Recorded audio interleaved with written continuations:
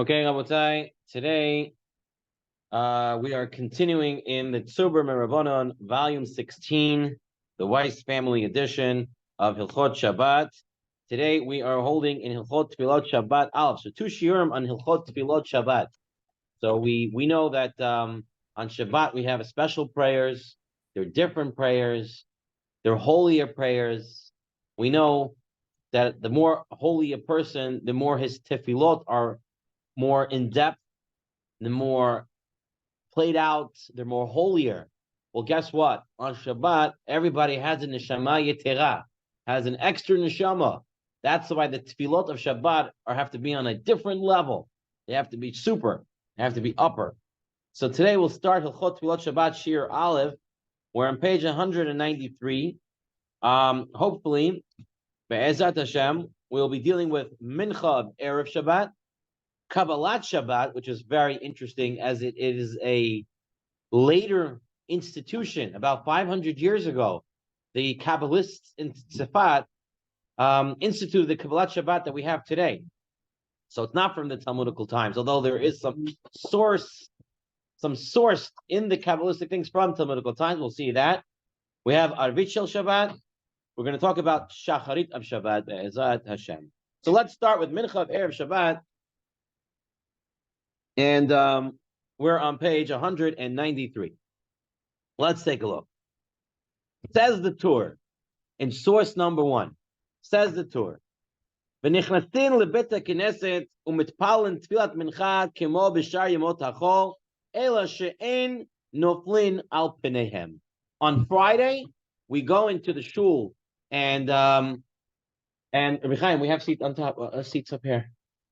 We go into the shul and we daven mincha, but we don't say tachanun, right? Everybody knows that if there's a simcha, there's a chatan in the shul, there's a brit milah in the shul. What do? We skip tachanun, right? We don't say tachanun. So Shabbat, there's a special simcha, an oneg, a kavod, a happy day that tachanun is not going to be said, says the Tur. And where's the source in this to go away from pain and sorrow? Well, it's Gemara Moed Katan. The Gemara says in the olden days, when someone was an avel, they used to turn over the bed. They used to turn upside down the bed. Special beds, you turned it over, you slept on it backwards. Not only his bed, everyone's bed in the house. Right, in the first 7 days. So on Shabbat, they had to turn their beds already around. And when? The Gemara said, min ha-mincha v'lamala. Once it hit mincha, they would already turn the beds the other way around. So at mincha time, what's happening at mincha time? Already the aura, the feel of Shabbat is coming in. There's no more avelut, bifarhesyam. There is no more tachanun. It's already a time that it's gone. Now, you would think this means when it's close to Shabbos, right? As it's getting closer. What about if I'm praying Mincha Gedola? So says the Levush in source number 3. Right? It's coming closer to Shabbat. That's why I'm not saying Tachanun. What about Mincha Gedola? Mincha Gedola is way early in the day. It's 12:30. And Shabbat's not till 4:30. Right? Mincha Gedola now is what? 11:45, 12 o'clock? I don't know exact time. But it's early in the day. Do you have Chatzot in the morning? 11 something. 11 is 12:55. So 11:55. So Mincha Gedola is 30 minutes later at 12:25. 12:25 is Mincha Gedola. So yeah, I still have a lot of hours in the day till Shabbat. If I'm praying Mincha Gedola, do I say Tachanun? So says the Mishnah Berurah, because of a Priya Megadim, B'nei Dehu Adin, Kim Shpal Mincha Gedola, Acher Chatzot Nami, Ein Noflim Al Penehem. Once it's hit Mincha, we don't say Tachanun anymore. This is a famous story. Everybody knows of the Ramah. The Ramah's father, right? Moshe Isserlish, who wrote the commentary on the Shulchan Aruch, wrote the Mappa. The Ramah's father had a store where he sold fabric. Right, famous story. He sold fabric, and it was once a nobleman, one of these Polish noblemen, came to buy the fabric Erev Shabbat on a Friday. And he was taking a lot of time selecting his material. And he was buying a lot of material. And it came Chatzot. And the Ramah's father said, I'm sorry, I have to close the shop. And the Polish nobleman said, if you kick me out of the store now, I'm not going to buy anything at all. You're going to lose out. And it was a big amount of money.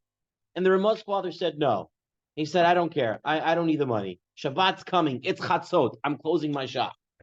He closed his shop, and because Zeh says the Ramah, he was Zoichet to the Ramah, right? Because he had a special privilege, he had a special understanding and feeling of Shabbat. There are people today, when it comes to Chatzot, that's it. The weekday's over.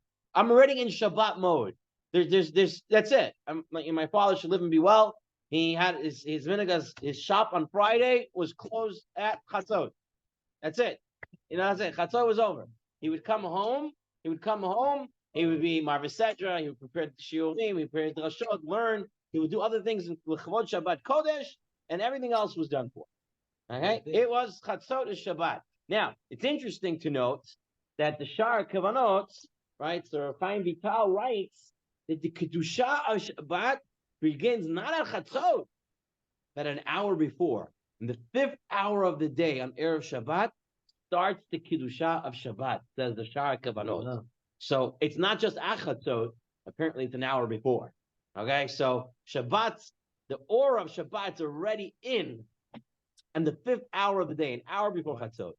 An amazing idea for us to know. Okay, now, so the halacha is mincha on Shabbat, we do not say tachanun. It's already the aura of Shabbat. Okay, now, this next source, in source number 5 on page 194. Low. It's not in the same sugya of tachanun. In fact, many Sfaradim have a minhag to say Avinu Malkeinu on Shabbat Rosh Hashanah, Shabbat Tshuva. We say it. Minhag Shalanu pose that we say it. It's low tachanun. It's not tachanun. כן, צריכים להאמר כל יום, כן. למצב בארץ ישראל, למצב בכל ישראל. We do say it every day. Okay, Shmir Shabbat Kilchata, source number 5. He tells on page 194. He tells us what we learned last week, that we should pray Mincha early on Friday, so you can accept Shabbat early. You have to have Tosefet Shabbat. Technically, Tosefet Shabbat should be after you pray Mincha of Shabbat.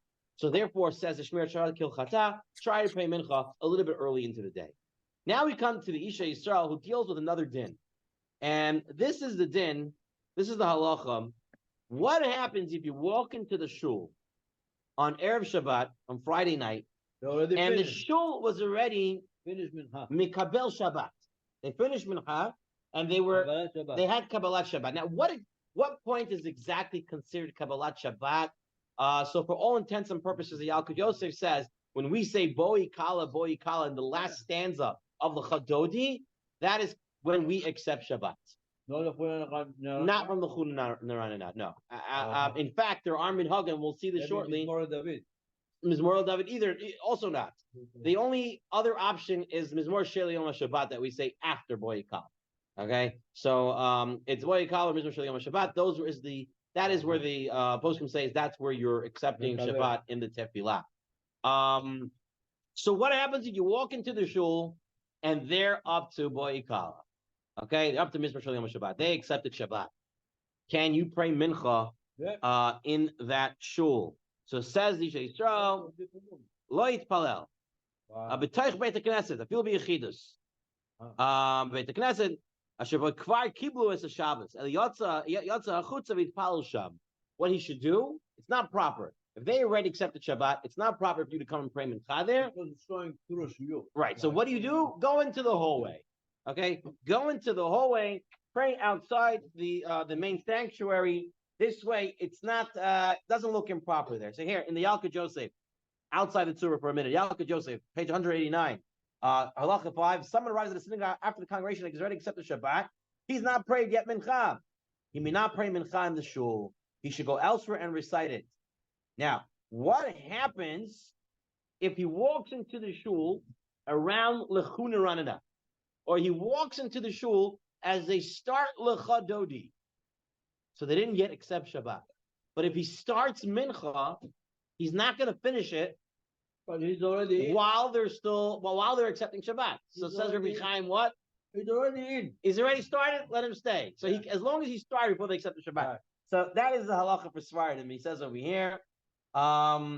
Here he says as follows. If someone arrives shortly before the congregation will accept Shabbat upon themselves, and he realizes that if he begins Mincha right now, before he finishes the Amidah, they will reach the point where they accept Shabbat by saying Boy Yikala, he may nevertheless begin Mincha in the Shul. Okay? So if he came before they said Boy Yikala, before they says more Shel Yom Shabbat, he can start his Mincha, even though he'll know he won't finish it beforehand. That's the way it's mashma from the Yalkut Yosef. Makes sense. However, in the laws of Shabbat, Rabbi Yonatan Akson, he brings from the Halacha Beruram, he says, you got to really figure it out. He says, if you come in at Lachuna Ranina, okay, that's fine to start Mincha at that point. If you're coming at Lacha Dodi, he's not so sure about starting Mincha at that time. He's like, maybe you shouldn't. He says from Halacha Brewer, maybe you shouldn't start if they already started Lacha Dodi. But Boy Kalab is Shabbat, definitely you can't daven Mincha. Starting Lacha Dodi, questionable. You can go out to the chutz, probably better. But you may be able to pray in the shul. But once you hit Boy Kalab, that stanza, and you get to Bishul Shabbat, no longer you can pray Mincha in the shul. You have to pray Mincha outside in the hallway or something like that. Okay? That is the halacha regarding Mincha. Okay. Can he pray in the Ezrat Nashim before we move on? So it depends. The Ezrat Nashim is available to him, fine, he can pray there. But if there are other men praying the Ezrat Nashim and they're already praying with the shul, then he can't pray Mincha there because they're part of the shul. Okay, so it has to be a little bit outside from the main minyan. All right, now we're on page 196. We're going to come to talk about Kabbalat Shabbat. But Kabbalat Shabbat, the way we have it instituted today amongst almost all of Klal Yisrael, I never prayed in a Temani Minyan Kabbalat Shabbat, but I assume you guys sing L'cha Dodi as well, or have L'cha Dodi. L'chuna Ranana, you do those Turakim as well? Okay. Mizmor Shel Yom Shabbat, Amonai Malach. Mizmor to that right before Mizmor David. Okay. Okay, and Bavim Madlakin Gamken? Okay. So come on, let's like us. Fine. So, Kabbalat Shabbat that we have today, the way we have it today, L'cha Dodi, was written about 500 something, up to 600 years ago. Reb Shlomo El-Kabetz. Yeah. He was a Kabbalist and a brother-in-law of Rav Moshe Kardaver, the Ramak, in Tzfat. Efo? Everybody, El-Kabetz, he was in Tzfat. He was with...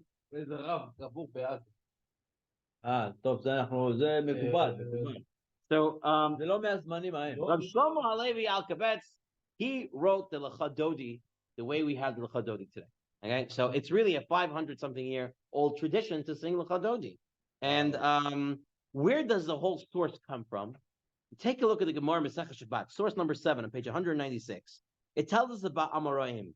The Amoraim, Rabbi Chanina, would wrap himself in his garment and stand at nightfall on Shabbat Eve and say, what did we say?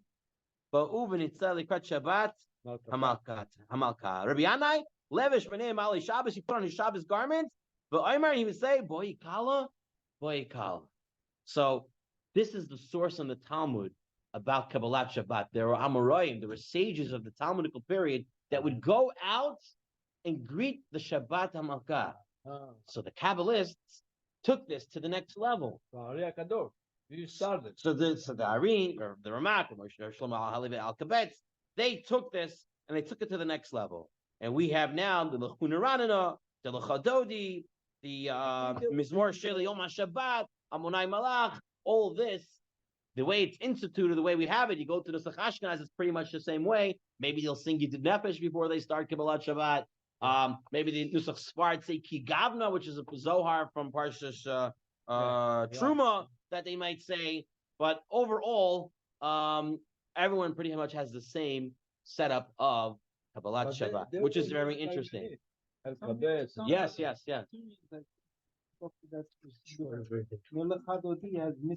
Missing stanzas. Right. So they're saying, or some of the Kabbalah didn't write all of them, or he didn't mean to write all of them, or it's not what it is, or maybe it's not appropriate to read them. Some do that for Yom Tov. They don't read all the stanzas. Like some of the Machzorim would say, don't read all the stanzas for Yom Tov. They're different minhagim. Right away. They're different minhagim. Okay, let's take a look at source number 9. We all know that before we start L'cha Dodi, we sing a Mizmor. What Mizmor? No, before the Chadodi. Right? Why do we sing that Mizmor? Okay, so it's very interesting. In the Gemara, Mitzvahs Brachos, it wants to find the source for Shemona Esrei. Why do we need to say 18 brachos and Shemona Esrei? And it says this Mizmor. Well, every day? Yeah, of every day. Because we want more amenim. It says no. Gemara says why? There's a Mizmor that says Hashem's name 18 times. Therefore, you have to know it make 18 brachos. And then the Gemara says, how do you know on Shabbat that you only have 7? So the Gemara says, you know why? Because it says the word kol, the voice, 7 times in that same Mizmor. And that's why you know on Shabbat, you read 7. So Rav Yosef Ber Soloveitchik, Rosh Yeshiva, Rabbeinu Tzurba would say, why is the Gemara looking to find a reason how many brachos you need in Shemona Esrei? How many brachos you need in Shemona Esrei of Shabbat? What do you mean? We have to say tefillah. This is many brachos. Why do we need to find the source? So says Rav Yosef Ber Soloveitchik, and this is his mahalach through tefillah completely and through brachos and everything. He says, who are we to go and daven to Hashem? We're puny nobody. He says we have to find a mater. We have to find permission to daven to Hashem. And we find permission in this Mizmor. And it tells us how to daven to Hashem. 18 on Shabbat, 7 on Shabbat, 18 on the weekdays. It's an interesting idea. How we connect the 18? Very good. So what is the call? What's the call? What's the call? I don't know. What is the call? So what's the call? The call is on Shabbat of Har Sinai. Shabbat of Matan Torah. There was the call shofar. There was the call of Hashem. 7 kolot is reminding us of the Shabbat of Har Sinai. Connection to that. So because of that, we have 7 in that. And that's the reason, another reason, why the Kabbalists put Mizmor L'David Avon Elim before the Chadodi. Because that's the connection to Shabbat. Right? That's how we walk in to Shabbat. I think that Halacha brings like you need 18 brachot because you need 100 brachot. Okay, so you have 3 times. Eat a million fruit. Wait a couple minutes. Eat a million fruit through the day. I hear you. No, but that's not. No, the Gemara says in brachos is because of this Mizmor that says Hashem's name 18 times. Okay. Next, we know after the Chadodi, we say Mizmor Shir L'Yom HaShabbat. Okay, this Mizmor is a very important Mizmor. It was possibly a Mizmor they were already saying in Mitzrayim before they came out of Mitzrayim. Mizmor Shir L'Yom HaShabbat that was said by Adam Arishon. Remember? Yeah. So this was a very important Mizmor. And Mizmor Shir L'Yom HaShabbat says Tov L'Hadot LaHashem. It's very good. Why? What does it have to do with Shabbat? Tov L'Hadot LaHashem. It's good to praise Hashem. What does it have to do? He asked me a question. What praising Hashem have to do with Shabbat? You know why? During the week you're so busy, you don't have time to think about all the goodness Hashem has given you. So come Shabbat, just like in Mitzrayim, they had Shabbat off. So even though they had such a terrible time throughout the week, but came Shabbat, they were able to think why they had to praise Hashem. There's something to praise Hashem about. There's greatness to praise there. That's why we sing it on Shabbat as well. And that's part of accepting Shabbat. Now, we know about the Lechut Nirana, page 198. So if you take out the Sidurim, there you have a couple of Mizmorim, 6 Mizmorim before Mizmor LeDavid, right? You have 6 Mizmorim. Yeah. What do these correspond to? So says Isha Yisrael, well, they correspond to the 6 days of the week. Others explain it. It corresponds to the 6 shofar blowings that they would blow in the times of the Talmud before Shabbat. They used to blow, like you have in Borough Park, you have in other places, you have the trumpets blowing before Shabbat. Well, they used to blow that in the Talmudical time, 6 times before Shabbat. So in Zecher, what they used to blow, we read these 6 Mizmorim before Shabbat. Each one, what's the unique with this Mizmorim? Ken? Because this Mizmorim, each one of them, is Mamlich HaKadosh Baruch Hu. Has a melech in them. Has a melech in there. Beautiful. If you look very carefully, you will see each one of them has a melech. Beautiful. But before we move on, you should know that there's a minhag. Huh?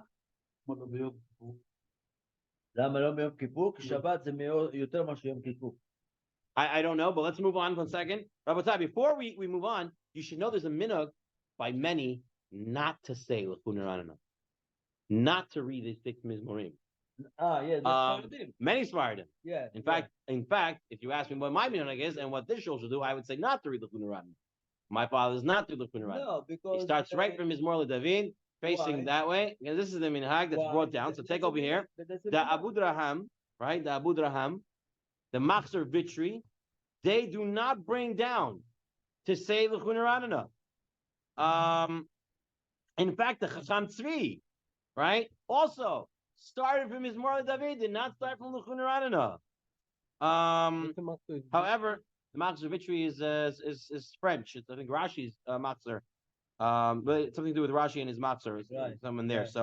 And there they don't have it. So there's a minhag by many not to read it, not to say. However, the Gra brings it down. It has to do with the shofar blasts. Has to do with the 6 days. And so many do have a minhag to read it. I never make an issue out of this. People read the Chanarana now. Sometimes I'll read it with them. I'm in the mood. I'm very far behind on my Tehillim reading of the day or my Sedra or something like that. I might just read that during the time I said the Quran. But again, there is a source not to read it. And also the Sephardi. Most Sephardic shuls in Eretz Yisrael do not say the Quran. Do not say. They start from Mizmor David. They start from Mizmor David, and I'll tell you furthermore. Now that we're talking about this, let's take a look over here. If the Alka Joseph says something, I tried to establish it in a few places. Some people just don't want to change to what's proper. He says over here, Minhag Genu, says the Alka Joseph, our minhag, talking about Sfaradim, Shebe'et Amirat Mizmor David v'Lachad Odi, Hofchim et Penehem l'Tzad Ma'arav. From the time you start Mizmor David, you're standing up and you're facing west the entire time. And why is this? Umikor minhag zeh hu b'divrei ha'ari. The whole thing is Kabbalistic. And turning west during the Chadodi from Mizmor David is part of the Kabbalistic institution of how you're doing it. That's right, the whole way. You'll see me every Shabbat. I'm standing this way. And people, for some reason, even though I say it, they continue to face the other way because they're used to it. However, the Minhagenu, the Minhag from the Ari, was to face this way the entire time from Mizmor David, the Chadodi, Mizmor Shalem Shabbat, Amonai Malach. Until then, you face west. You finish, then you sit down, and then you're done. You face west the entire time, says the Yalkut Yosef. And he says, he says, don't start making things into this minhag. Right? So no Ana B'Choach. The soul of this minhag is Baharei Kodesh. It's so high. It's so elevated. Says Malkiel, what? So no Ana B'Choach as well. You can say Ana B'Choach. You could say it. It's not an interruption between these three parts. It's not an interruption. But even Ana B'Choach would be said facing west. Okay, everything would be facing west. This is the proper way. So not at the end. Rabbi Daniel Cohen does this in his shul. He's also facing west for the Kabbalat Shabbat. That's what I was told from somebody recently. But this is the proper way of doing this. And he says, don't think it's wrong that you're facing away from the Aron, right? You're doing this for Kabbalah Shabbos. Facing west the entire time is the Yisod Harei Kodesh. It's something that's done part of Kabbalah Shabbat. The Gamma Sefer Torah Gavo Min Haaretz Tzar Tzvachim. Sefer Torah is more than 10 Tzvachim up from the ground, so it's in its own different rishus, and there's no problem from turning west. And its Yisod is in Harei Kodesh, and it's a minhag from the Ari, and it's a very holy minhag, and people should follow such. Says the Yalkut Yosef. There are different minhagim about standing for the Chadodi. So by the Timanim, what do you guys do? You stand for the Chadodi, you sit for the Chadodi, what do you do?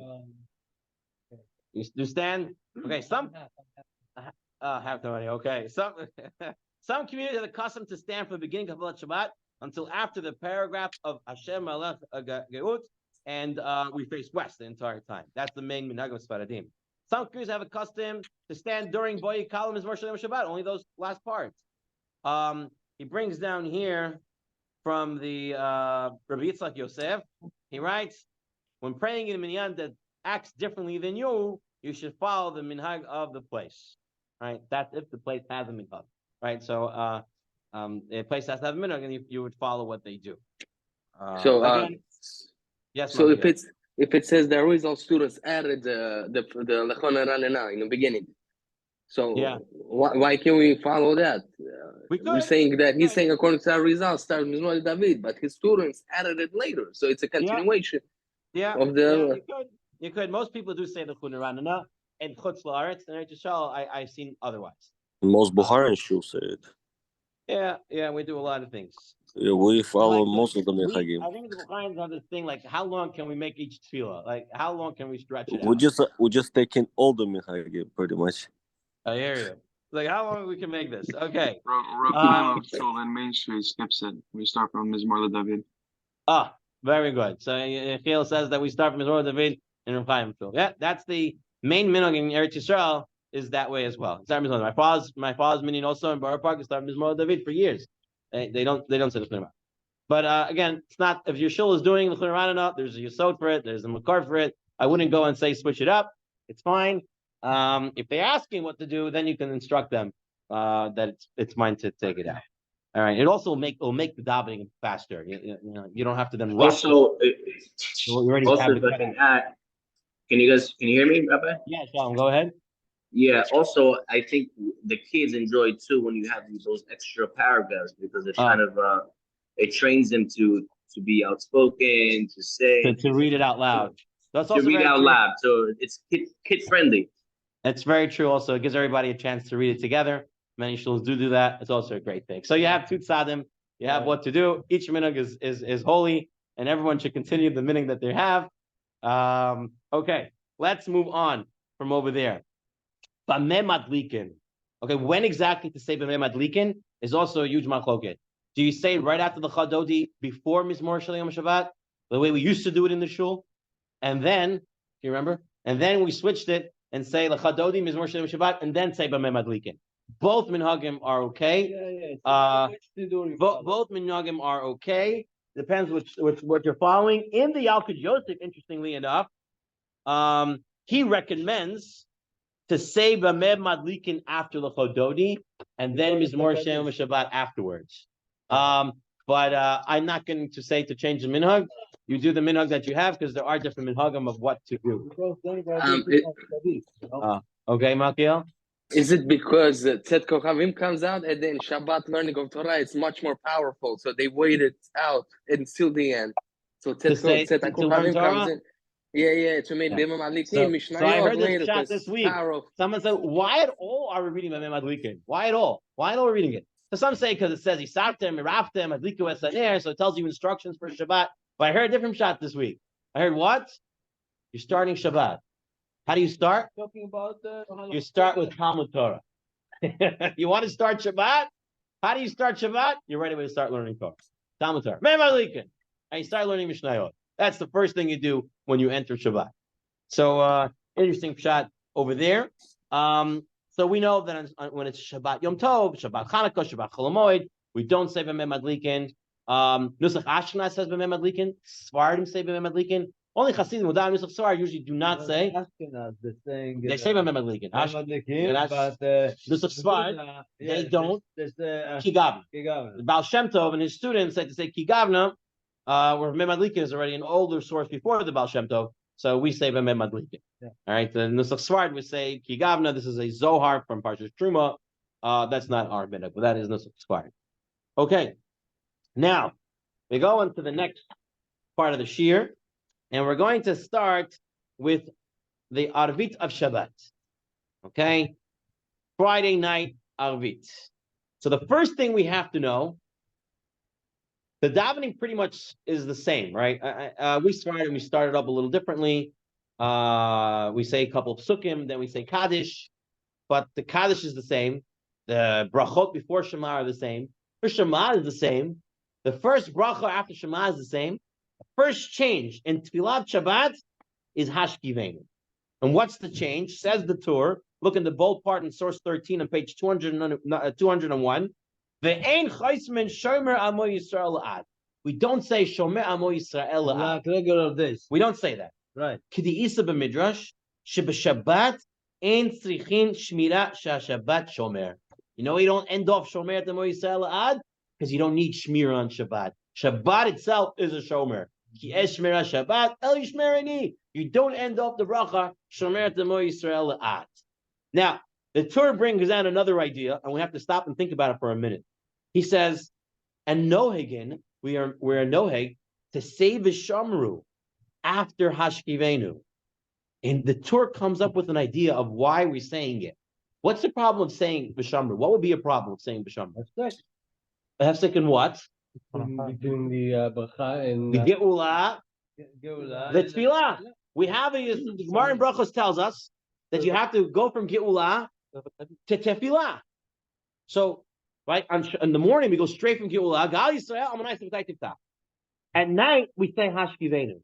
The Gemara asks, Geula Tefillah. So what is the Gemara's answer? Geula Arichta. It's a long Geula. Hashkivenu was part of the Geula. That what? When Makas Bechoros was happening in Mitzrayim, right? The Jews were saying Hashkivenu Avinu L'Shalom. So it was part of the Geula. It's the Geula D'Arichta. So says the Torah. Well, guess what? The Shamru is also part of Geula. Why? Because it says over here, Kedetani Le'el, She'im Yishmeru Yisrael Bet Shabbatot Miyad Nigalin. If the Jews would keep Shabbat 2 times, they would right away have Geula. So V'Shamru B'nai Yisrael is part of Geula. Therefore, you can say it's a Geula Richasa. It's a continued long Geula. So you say V'Shamru. What's the problem with this? What would be the problem with this? Shabbat makes sense, but what else would be a problem? Forget the Kaddish. Kaddish is Kaddish Mitzvah. It's fine. Even though in the morning we don't do that, at night we do it. Elam Moadei. What does Elam Moadei have to do with Geula? Right? So the Torah says Shamru is part of Geula. Because you keep Shabbat twice, you have Geula. Elam Moadei. So says the Drisha. The Drisha says, well, guess what? Pesach is about Geula. Sukkot is about Geula. Shavuot is about Geula. The Moadim are about Geula. It's fine. So now they ask 1 second. What about Rosh Hashanah? We say about blowing the shofar. Right. What does that have to do with Geula? So says the Levush, there will be a shofar blowing by Mashiach. Right? So Mashiach, there'll be shofar. Shofar is part of the Geula. What about Yom Kippur? What does that have to do with Geula? So says the Levush, well, guess what? That's the biggest Geula. The Geula of your soul. The freedom of your soul to do the right thing. That kapara of your soul, that is a Geula in itself. Therefore, it all has to do with Geula. I think the Shamru is about Shabbat. And the Pesach, El Moadeh, is about Pesach. And the El Moadeh. So it is. So why are you saying it? It's parallel to the Shamru B'nai Yisrael. But is it part of Geula or not? It has to be part of the longer Geula. So there are those who want to say it has nothing to do with Geula. It just has to do with the reminder of how to daven. And to remind them that it's Rosh Hashanah. And since it's Arvit's a Rishut, and therefore you could be mafsik maybe in between. That's where the Kaddish can come in from. It's lesser of a connection. For the davening, it's remind you what kind of a tefillah you're davening. Correct. That there are those who say that. Right, in Shachri we don't. Shachri we're very careful that Geula to Tefillah is immediately. And Arvit, because it's a Rishut, we do extend, we say Kaddish, and we do those other things. So perhaps those are an announcement. You do have right away. Geula and the real Geula. Right. No, never. Because there it's the main tefillah. Right. Because the Geula was in the morning. That's why. Also, right. Okay. A source, page 202. What happens if I'm saying, instead of saying, the bracha you're supposed to say on Shabbat for Hashkivenu, I said Shomer Amo Yisrael Le'ad. What happens if I do that? So what does he do? So says the Mishnah Berurah, if you right away did it Ketoch Kedei Dibor, within a second you realize your mistake, you can change it. If not, then Enu Tzarech La'amro V'lo Yachzor Ad Odapam. You don't have to go back and say it again.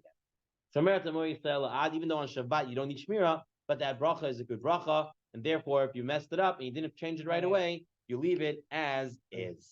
Okay. That is Hashkivenu. Now, during the Shmona Esrei of Arvit, of Shabbat, we say, in part of our Shmona Esrei, we say Vaychulu. And then, what we do They say by Chulu in the Shemona Esrei. And then after again. And then after Avit, Again. we say by Chulu again. Yeah. Why are we saying by Chulu twice? Why are we saying by Chulu at all? The people that are late. Okay, so let's see. So first of all, what's going on with by Chulu? Masechta Shabbos Kuf Yotet tells us, you know why we say by Chulu? The word by Chulu can also be read Vayechalu, which means they finished it together. That they finished it together. When a person keeps Shabbat and a person makes Tosefet Shabbat and he holds of Shabbat, he adds Kiddusha to Shabbat. So much so that he becomes a partner with Hashem in Shabbat. And so that's why we say Vaychu, to tell us that we're part of making Shabbat, part of creating the world. Now, why do we say Vaychulu again after the Shemona Esrei? So says the Rosh in Psachim, he says as follows. Why? You always have to say Vaychulu on Friday nights in the Tefillah. But there are some Friday nights that you're not going to be saying Vaychulu in the Shemona Esrei. When? When Friday night's a Yom Tov. You don't say, as after Ktani, you don't say Vaychulu, you don't say the Shabbos Shemona Esrei. Because of that, we put Vaychulu at the after Shemona Esrei. And why do we say it every week? Just say it at Yom Tov? Once we never want to forget saying it, so we say it every Shabbat. We say Vaychulu. That's what it says the Rosh. Mishum de cheshachal liyot Yom Tov b'Shabbos oimrim ata b'chartana v'lo oimrim b'toich hatfilah v'tzarich loimer la'achar tfilah l'kach nog loimer came b'chol Shabbatot Shana. And all the Shabbatot Shana, in order that Yom Tov Shabbat we would not forget to say Vaychulu. That's all the people that were late. So the Shulchan Aruch brings your thing. Exactly. Shulchan Aruch brings an old idea. So listen to the Shulchan Aruch, source 18 on page 203. And the Shulchan Aruch says, Chozrim lomar vaychulu mishum Yom Tov shechal yom b'Shabbat shein omer tov tefillah, like the Rosh, right? Say it again because it's Yom Tov. V'gam lahotzi the misha en yodea, because there are those who don't know how to say vaychulu, and vaychulu is very important. So we'll say vaychulu again after Shemona Esrei, so everyone can get it. And then says the Shulchan Aruch, a very important line, and it's in bold. Ve'omrim oto b'kol ram u'ma'uma. We say it standing and with a loud voice. What's going on over there? Why are we saying Vaychulu after Shemona Esrei of Shabbat night, loud and standing? Oh, so says the Taz. And Taz says, you know why? Because we're giving testimony. We're giving edut that Hashem created the world. And therefore, you get up and you say it loud. You have to say it standing, just like the Edom have to say it standing. And then this where comes a very big thing that Klal Yisrael is noig in there, even though the halacha may not be the way they're doing it, but people are noig to do this. This Taz. What does the Taz says? Va'al kei nirali di yochid hamispal ein chozer loimer vaychulu the ein edut leyachid. There's no one person testimony. Therefore, one person should not say vaychulu alone. Ve'im yirtza yochid loimer lo yiskavin l'shem edut el kekari b'tayah. If a person is going to be reading Vaychulu alone, if he's home, then he should read it not as giving testimony, but just reading it from the Torah. Okay, so the Taz says that Vaychulu is testimony, and therefore you have to get a second person to say it. And then you'll see some people who daven a longer Shemona Esrei, they'll grab someone to say Vaychulu with them. Now, the only problem with this, the Imam Shekel says, first of all, we usually never give edut at night. And when you're doing Vaychulu, it's at night. So I'm not sure about this edut business. Then he says even further. When edim give edut, and when witnesses give testimony in courts, do they say it together, the words exactly the same? No. One said it, and then the second one said it. So why do I have to say it together with another guy? So the Imam Shekel knocks us out with these two questions. Different kind of edut. This edut, said to HaKadosh Baruch Hu, we are, very good. We understand we're getting the Shabbat right. Okay. You're going into another pshat. We're going to see this in a minute. This is the Chazon Ish brings us down. What you're saying is the Chazon Ish. So the Mishnah Berurah, and the reason why Klal Yisrael is knowing this way to look for a second guy is because of this Mishnah Berurah. The Mishnah Berurah says, "Val kol panim yeh b'shnayim." Mishnah Berurah says, no matter what, You shouldn't say by chulu alone. Find the second guy. And if you have to say it alone, then don't have kavana of testimony. Rather read like you're reading from the Torah. So therefore, the minhag of Klal Yisrael today is that if you didn't say by chulu with the shul, you find the second guy to say it. Do this like Hoda'ah, Lakadosh Baruch Hu. We know this is what you did. Now, the Bir halacha in source 21 says, since it's so important to say by chul together with the kehila, finish up your Shemona Esrei fast. That's what the Bir halacha says here. Right. Just finish it up fast. Rush your Shemona Esrei so you can say by chulu with the kehila. That's because so fast. So fast, too I can't fast. make it. All right. Even So- though I daven fast, I try to daven fast, and all of a They sudden bring from Rav Shlomo Zalman Auerbach that Shlomo Zalman Auerbach said, if you're up to the Elokai Nitzor, and even before the second Yehila Ratzon, you can already say by chul. However, for us Faradim, we don't say that. We say you have to get up to the second second one. Yehila Ratzon before you can answer by chul with the Kehila. A lot of people don't have that. So Mefivi, you only be the Panecha. I'm a night so you go Ali. Ah, After Elokai, before Elokai Nitzor, no, that's the first no, one, like I showed. you can say most. Yeah. But so the second Yehila Ratzon, then you can say then let's just read it from the Laws of Shabbat Rabbi Nachshon on page 122. He says over here, if one's still reciting the Amidah when the minion is reciting by chul, he should not interrupt it to say it along with them until he's recited the second Yehila Ratzon at the end of the Amidah. Now, the Or L'Tzion, so this is Chacham Ben Tzion Abba Shaul in source 23. He says, I don't know what the Taz is talking about Edut. There is no Edut. This is not Edut. And therefore, don't skip your tefillah. Don't do any of these things. He says the whole reason was what the Rosh said. The Rosh said the reason you say b'chulu because there's Yom Tov that you don't say by chulu and Shemona Esrei. That's why we say by chulu afterwards in order to say it. It has nothing to do with Edut. Says Chacham Tzion Abba Shaul. Don't rush your Shemona Esrei. Daven slowly. You can say it by yourself. You don't have to look for another guy to say it with the second guy.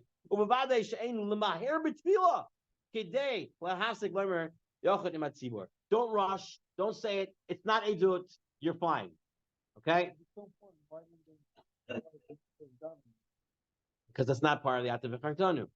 Davening. Okay, the Chazon Ish wants to say what Rabbi Chaim was saying earlier, page 206. The Chazon Ish says, you know what it means? Yeah, you should say it all together. It's that the whole shul says it out loud. We're all giving Shevach v'Hoda'ah to Hashem that He created the world. It's not really Edut. And he writes at the end, don't run after the second guy. We never seen the poiskim that they say you must have a second guy to say by chulu. And he says you might even create a problem because now you're looking like you're making testimony when testimony is not needed. So Chazon Ish was against finding the second guy. Okay. However, Piskei Shavuot says that since the Mishnah Brewer brought it down, this is the way Klal Yisrael is nahig now. That if they've missed by chulu with the minion, they say it with the second guy. But also, we were not there to say, dude. Or neshamas were there. We were there when Hashem created the world. We were not Good there. question. We can't say something he didn't see. The Yalkut Yosef, taking a look outside the Tzurba for a moment. Asking that it's okay to do it alone. Yes, you could say it alone. Everyone says you can do it alone. I'll read to you the lashon of the Yalkut Yosef English edition, page 195, Simon 267, Halacha 24, and he writes: if someone failed to recite this passage with the congregation, he may say it himself. It's best when he's saying it himself that he says it as if he's reading from the Torah and not as Edut. Women who daven Friday night should also make sure not to say it as testimony, as women can't give testimony. There are poskim rule that you should find two people, find the second person. Other people say, other poskim rule that you don't. You can say it alone. And that is the correct ruling, says the Yalkut Yosef. You don't have to find the second guy. You can say it alone. Again, and in the Laws of Shabbat, Sefer Chayei Olam of Rabbi Nachshon, on page 123, halacha 92, he says, this is another halacha. So some people come to the shul and they want to keep their minhag, and they say Yom HaShishi before Vaychulu. It's not posh. First of all, the Kaf HaChaim says you should not be saying Yom HaShishi on Friday night in the Vaychulu.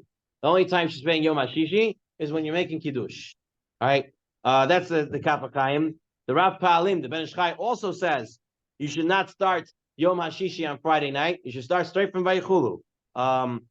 Okay? Only by Kiddush. So says Chamabadi the same thing. Only by Kiddush Yom HaShishi. Friday night Vaychulu in the Tefillah should be from Vaychulu and not Yom HaShishi. There are people who come, they're Tamid Chachamim, they want to keep their minhag, and they say Yom HaShishi. Our Siddur doesn't say Yom HaShishi, it says Vaychulu. But they add it on. They add on extra words. No. This is a Moroccan. All the Moroccans say Moroccans Yom HaShishi. In their Siddur, in their halakha, this is what they hold. Yom HaShishi. No, I just wrote down the Kaf HaChaim, the Ben Ish Chai, and the Chacham Ovadia, and Yizibi Omer. They all say start from Vaychulu. They don't go. They go by their we should be controlling who goes up and have the right person be the Baal Tefillah. Okay, it's my my opinion on that matter. Okay. A quick question. Yes. If the person didn't make the Vaychulu, when does he say it? After Aleinu or right after he finished that midah? Very good question. Rabbi Rami, you can probably answer this for us. So he says the guy didn't make Vaychulu of the Kehila. He finished Shmona Esrei. Should he finish his tefillah and then say Vaychulu? Or does he say Vaychulu after he's finished Shmona Esrei and it's already, he finds a second guy and he can do it? What should he do? Right? I mean, you're the practical guy for this question. Why does it matter? I don't think it matters. Yeah, I don't. Shalom said it doesn't make a difference. I don't think it does either. Rabbi Nachson says anything?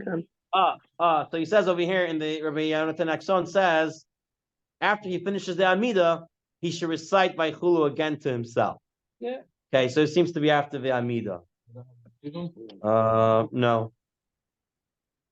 But again, yeah, it doesn't make much of a difference. You can say it again, but the second guy is just saying Vaychulu. Okay.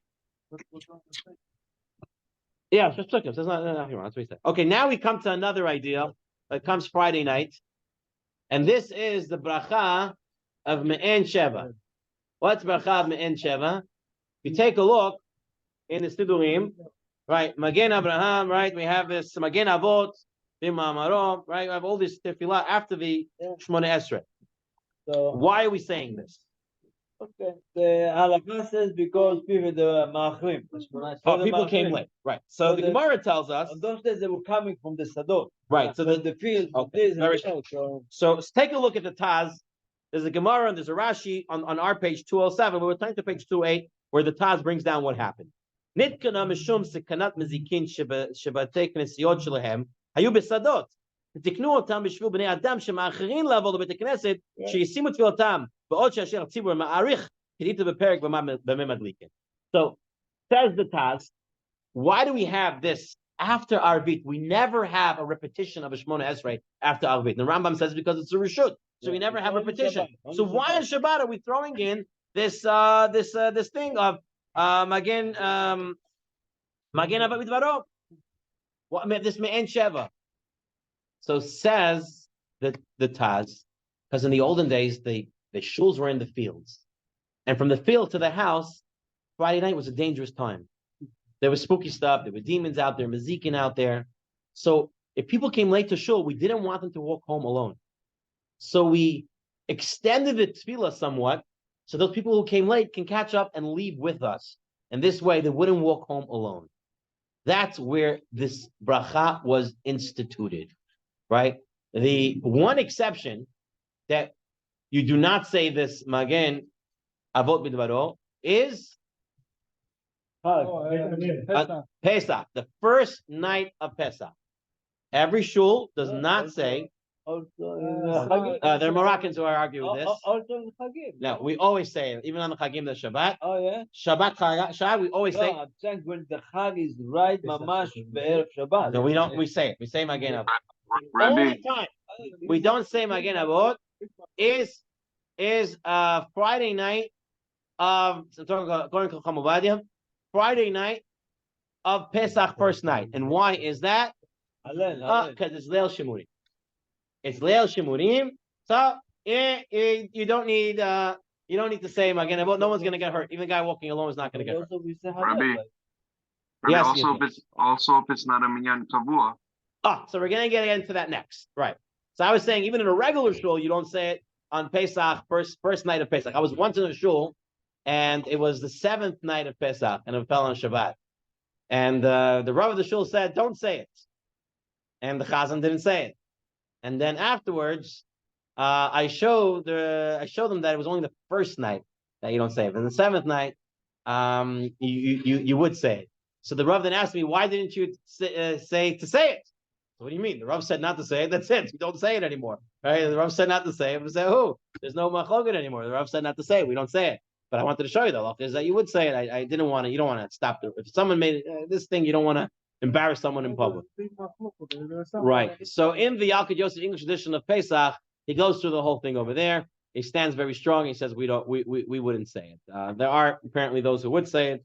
The Machzer of the Ben Ish Chai, the O Yosef Chai, says to say it. There were rabbanim that would walk out because they didn't want to get involved. Right.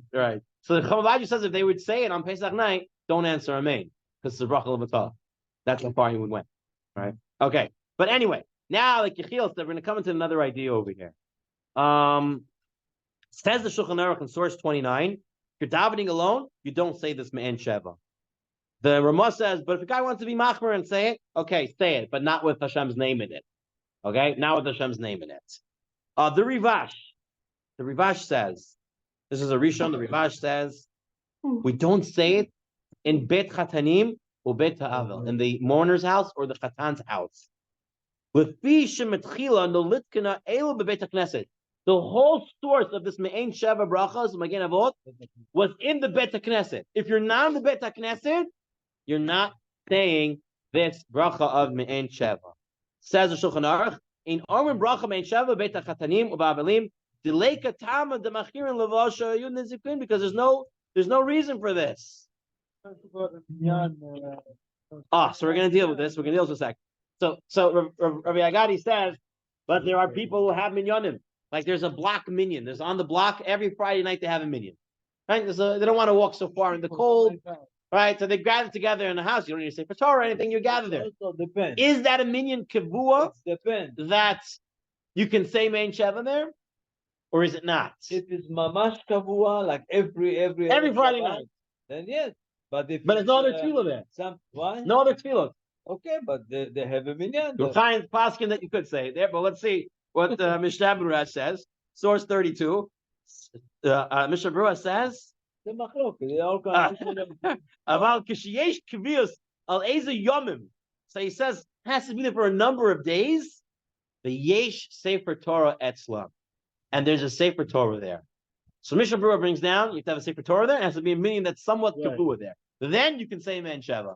The Igros Moshe, Rav Moshe Feinstein says.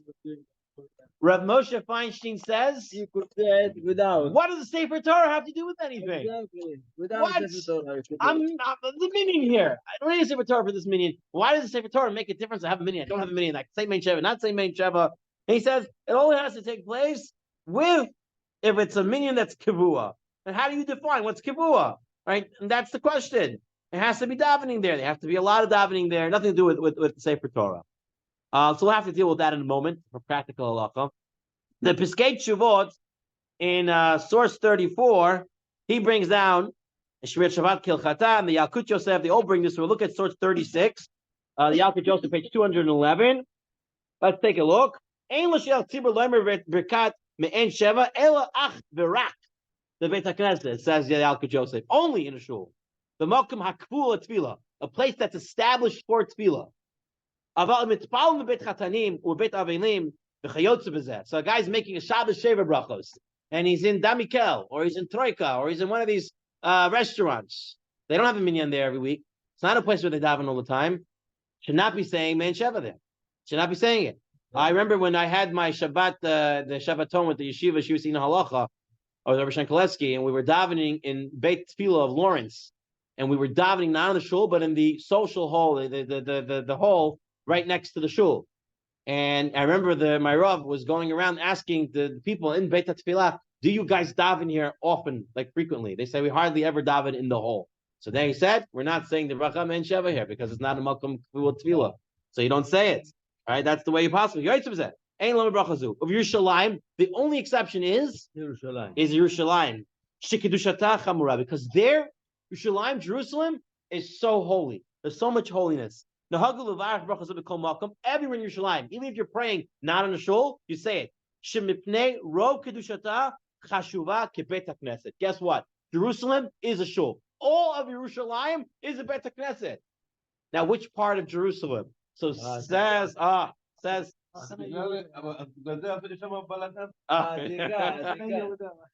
the Yalkut Yosef in the Ha'ara, v'hanachon hu levarach rak b'Yerushalayim ha'atika. Only the old Jerusalem, right? Right, not the new Jerusalem. Only in the old Jerusalem. Shasham kedushatach hamura. Okay, now the halacha we pass with the Yalkut Yosef, and we would not say and shever everywhere, only in places that's a full of tefillah. However, they should know that the Kabbalists, such as the Ben Ish Chai and Rav Mordechai Eliyahu, says you're right. In the Talmud time, they put me'en sheva because of this mezikim, these damagers. It was you have to walk home with somebody, but there's actually Kabbalistic concepts and approaches in that bracha of me'en sheva, and therefore you should always say it because Kabbalistically it's applicable always. You should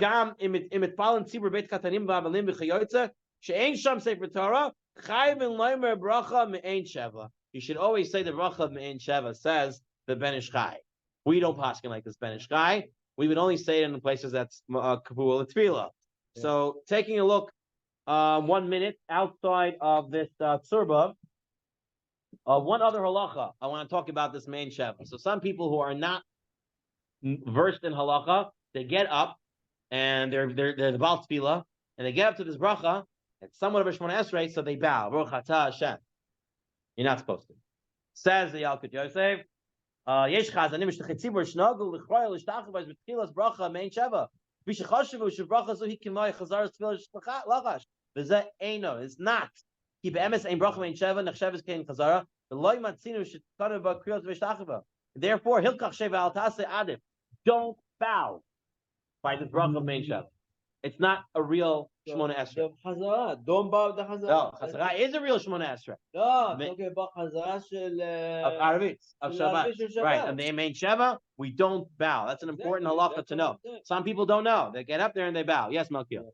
Now, what about hotel Shabbatons? Hotel Shabbatons. Hotel Shabbatons where they gather minyanim, the once a year. Or, right. So me'en sheva should not be said, right? Technically, it's in a shul. It's a temporary shul. They bring separate Torah, and then they take it back after they. Me'en sheva should not be said. If it's not a place that they daven on a frequent basis, even if they have a sefer Torah, it should not be said. You're right. Vaychu and then straight to Kaddish. Okay. Right. Even if places are like a bed connected, but if it's in a different room that they don't normally pray there, it's still right.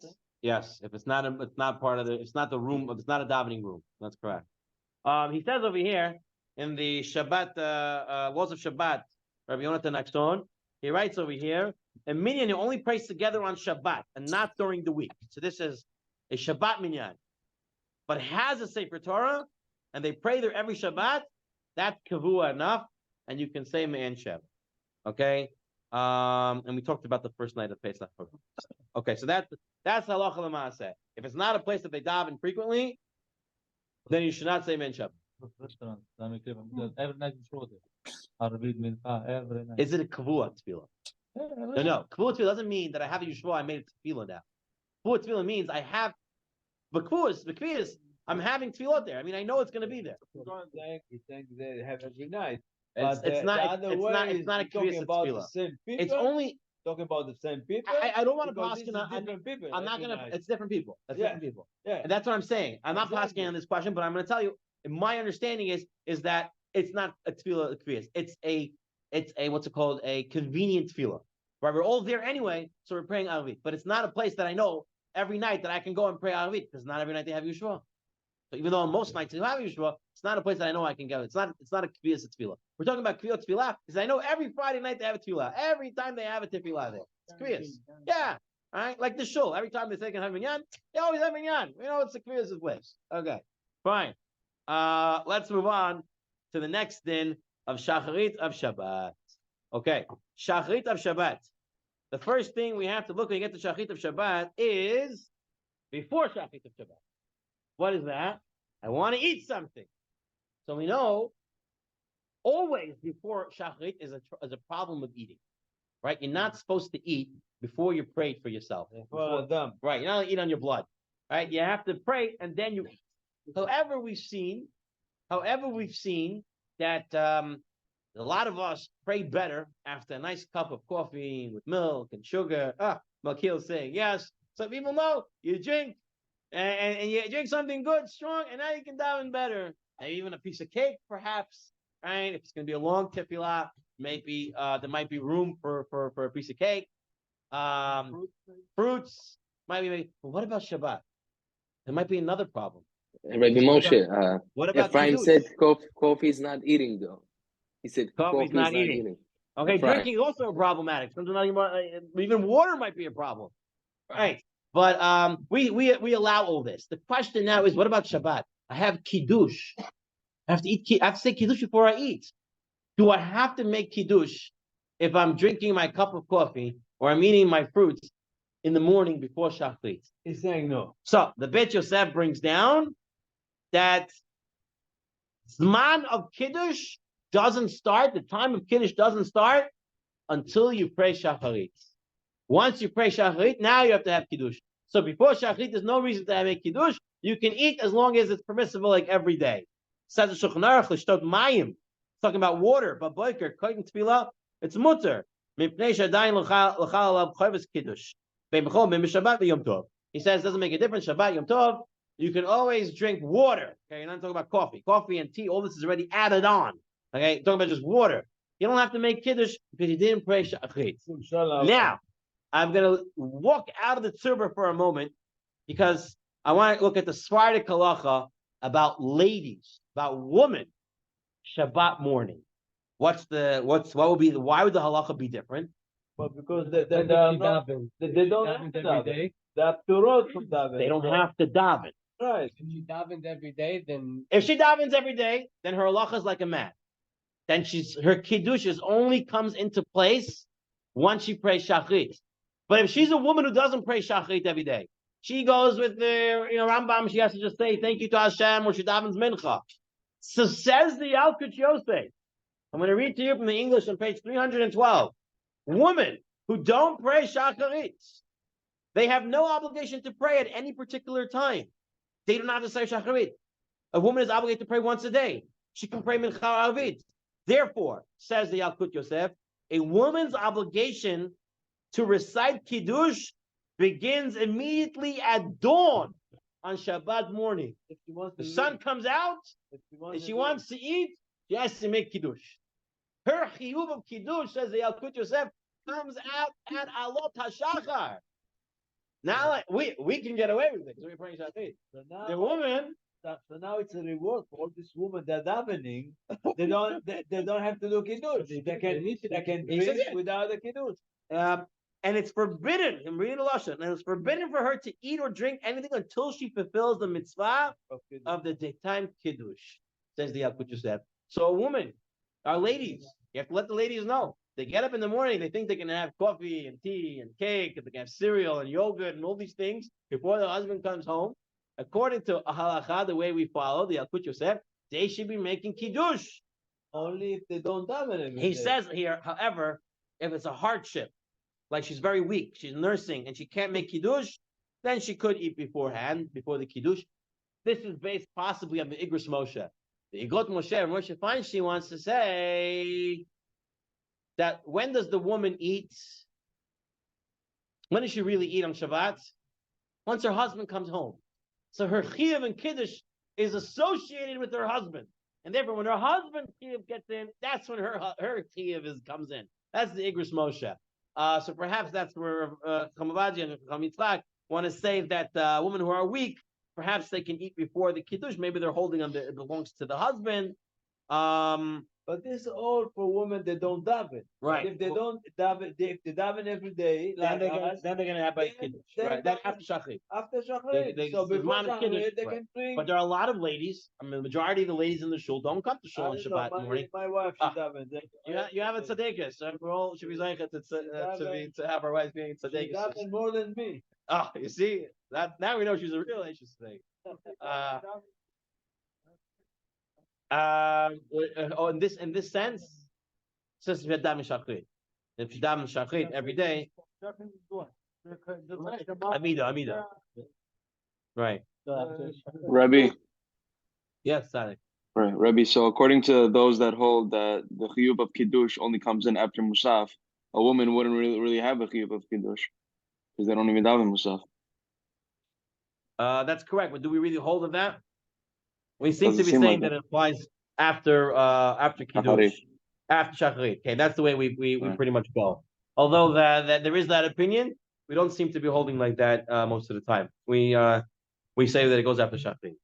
So yeah, so you should instruct the woman at home if they're eating at home and they're strong enough to make kiddush. They should be making kiddush. They should prepare their grape juice, let them make a kiddush, and then they can have their breakfast. Okay, that's the way it's supposed to be done for us, for our ladies at home. What about if a man is sick? Says the Ramah. Person who's sick can also eat. What about if he's sick on Shabbat and he has to eat? Before Shachrit, he has to eat and he's sick. And he has to eat, mizonot, or he has to eat other things. So the Yalkut Yosef, he says over here in the English Yalkut Yosef, you don't have it in the Tzurba, page 312, halacha 6.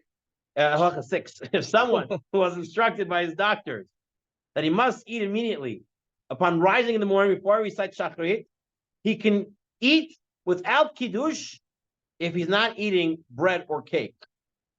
Okay. If he wishes to have bread or cake, then he has to make kiddush. He should eat less. He should drink less than if he eat the kiddush. What about if he's and then he can eat his stuff?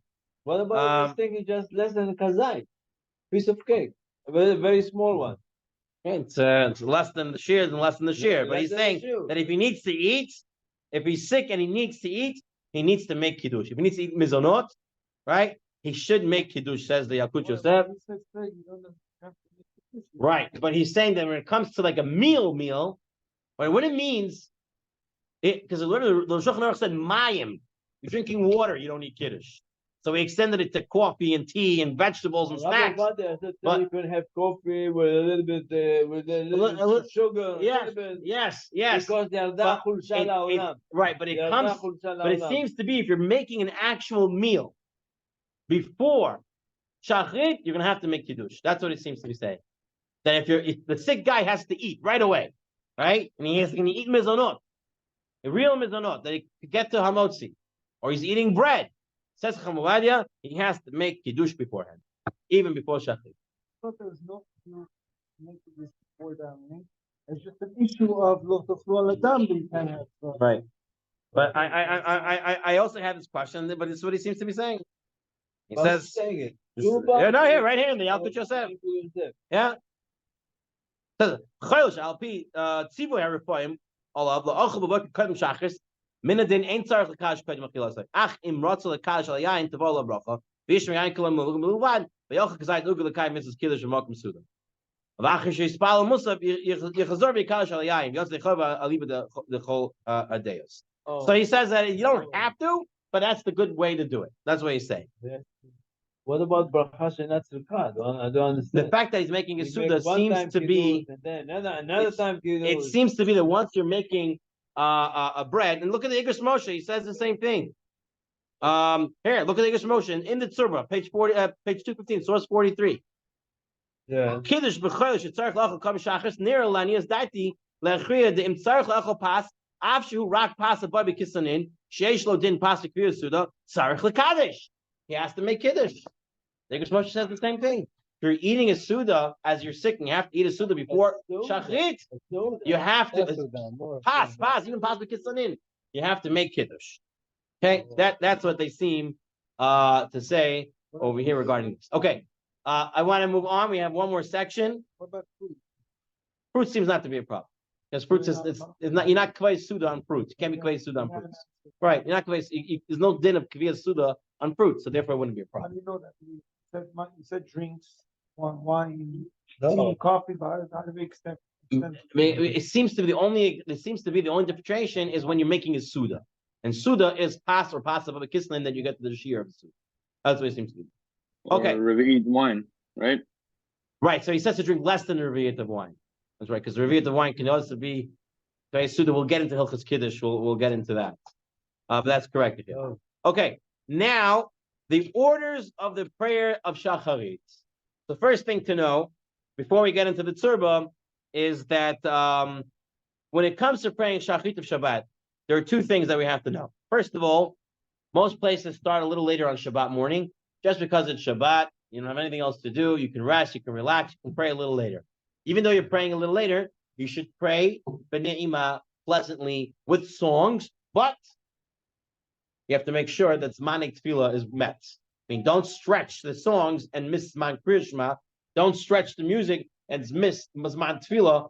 You have to pay attention to the times of Tefillah and Shema, but you should sing it pleasantly, says the Yalkut Joseph.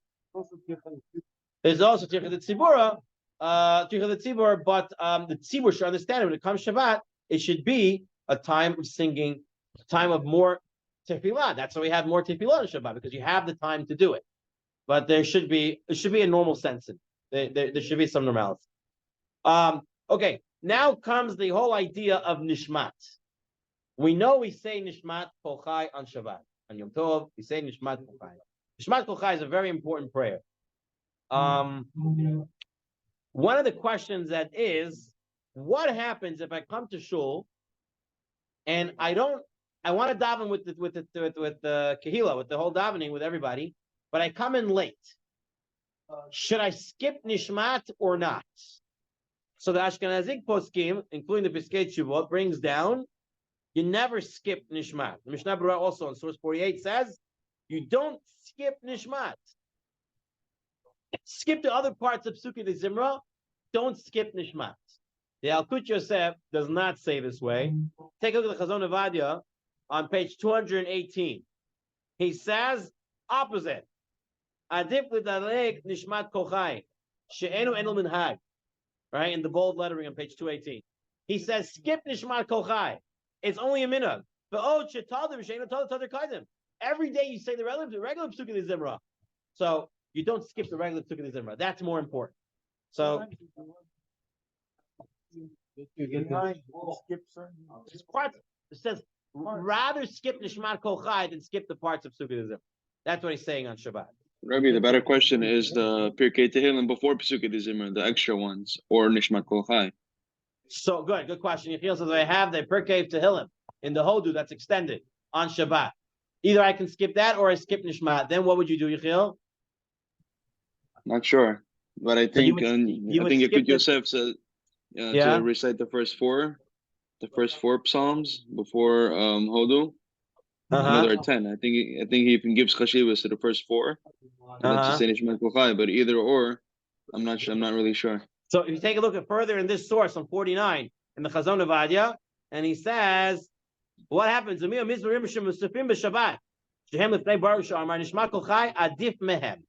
if you have to choose between those that are before Baruch Sha'amar, those extra mizmorim that we put on Shabbat, or Nishmat Kol Chai, then Nishmat Kol Chai takes precedence before those mizmorim. Okay, so Nishmat Kol Chai is of a higher status of those mizmorim before Baruch Shamar, but if you would have to choose between parts of Sukkot de Zimra and Nishmat Kol Chai, means after Baruch Shamar, the Halukas and all that, you would say the Halukas not Nishmat Kol Chai, but if you can skip Nishmat, you can skip the mizmorim before and not Nishmat, then that's the way you should pray. You get the Neshama Yeterad, no? Nishmat Kol Chai.